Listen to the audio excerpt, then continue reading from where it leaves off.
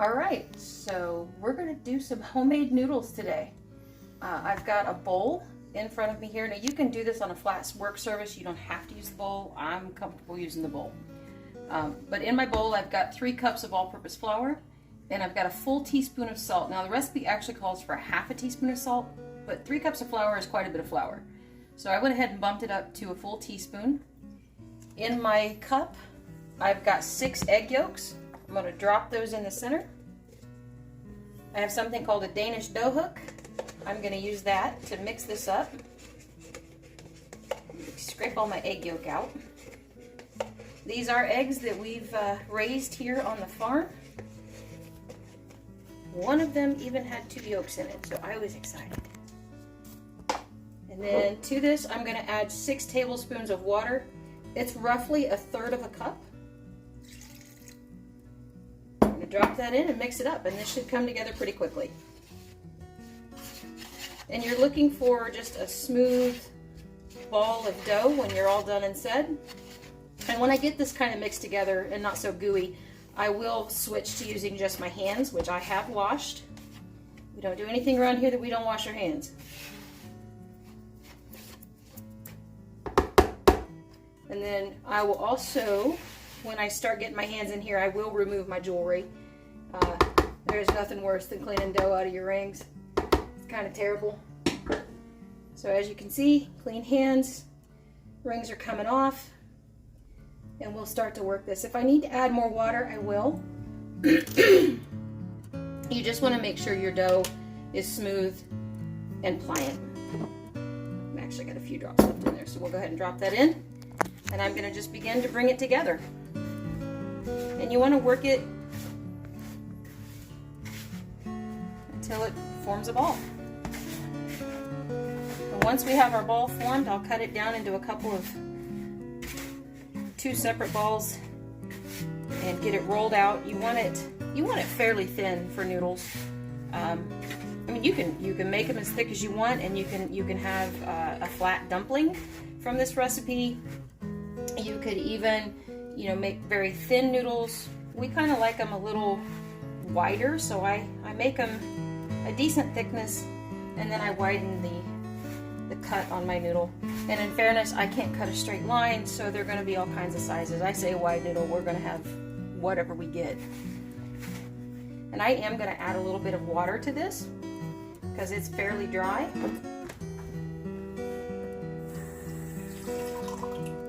And we'll just do a little bit at a time until it comes together. And you're really working it by feel. And sometimes it literally depends upon the day and what the humidity looks like that day. Whether or not you got heavy-handed with your measurements. I try to level off my cups as best I can. It's getting there. And I am going to go ahead and add just a little more.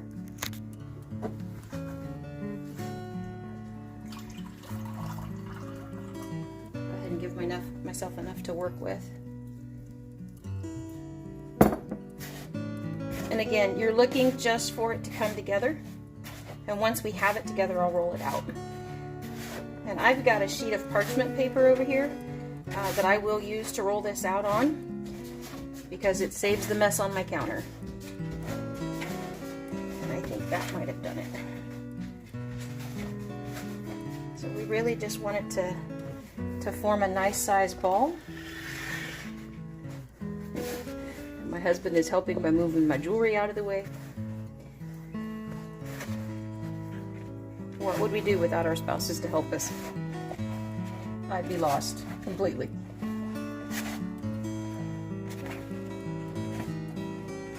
And I'm not really looking to knead the dough so much as I am looking to make it come together in a ball without adding too much more liquid to it. Now, I will say the last time I did this, I used 6 whole eggs rather than just the yolks. And to be honest with you, I think I'm liking how that came out better than I am this, because I keep having to add water to it. And with that, it pretty well came together pretty easy. So I guess if I had to modify this recipe, I would say cut out the water and add 6 whole eggs. and work it from there. All right, that looks better. And sometimes it's all about trial and error. It doesn't have to be perfection, but you do want it to come together in a workable ball. And once I have it together, and we are close, I will get this worked out onto my flour lined parchment paper, and we'll get it pulled together from there. I'm actually going to cut it into some smaller workable pieces, and we'll work one at a time with these. You just want to bring it together, and I've got my rolling pin, just a little flour on it.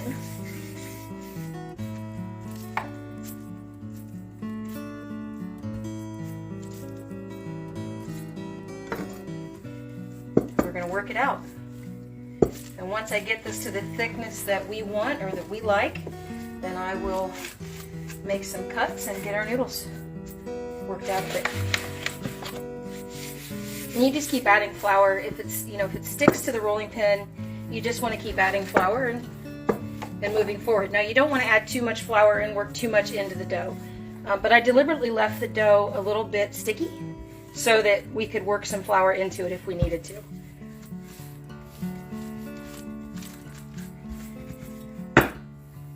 And you're just wanting an even thickness, or try to keep it as even as you can. See, we're sticking, but that's okay. So just sprinkle a little flour down, rub a little more on my board, on my rolling pin, and keep working.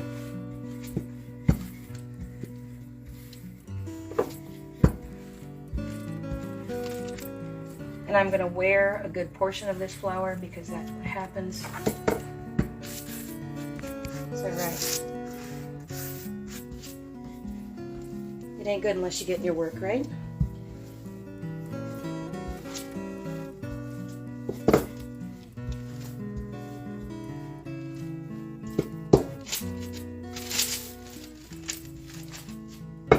Alright, and I think for this one, that's right where I want it with my thickness.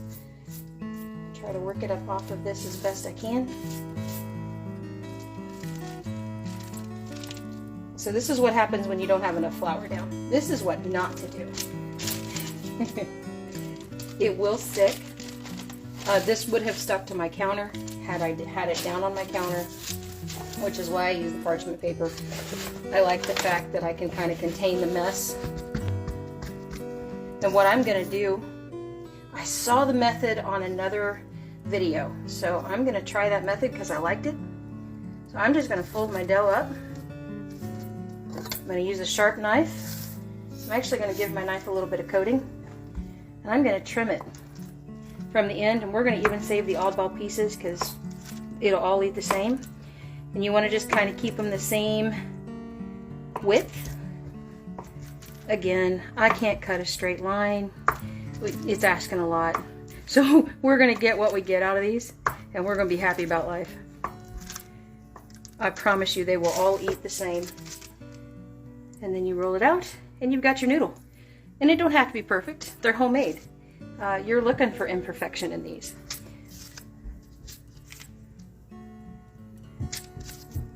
And so I actually have a beef roast cooking on my stove, so these are going to get dropped in here in a little while, and we will be having homemade beef and noodles for supper.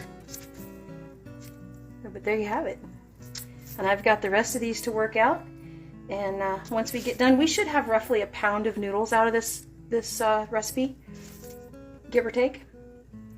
And I do think, I haven't tried it, but I have a feeling it would freeze quite well. You can buy frozen noodles out of the freezer section at the store. Really good product. So if you don't want to take the time to do this, you can do that. But we found that we like these just as good. And there you have it.